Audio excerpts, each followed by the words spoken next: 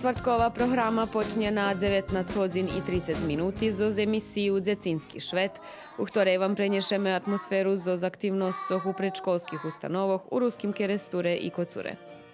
Prišla zima, ta najbude, zimna, krasna i duboka. Vovec príde, teple slnko zo zvozdovka.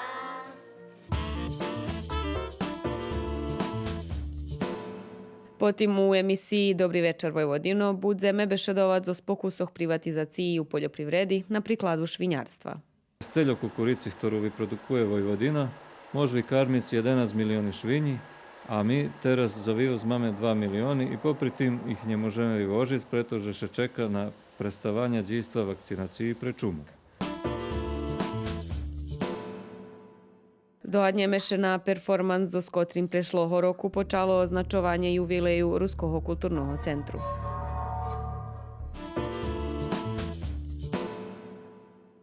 Kulturno-umetnické društvo Taras Ševčenko na počátku 2015 roku pririhtalo večer pošvecený Michalovi Ljikarovi z nahody 60 rokov života i 40 rokov muzičnej tvorčosti.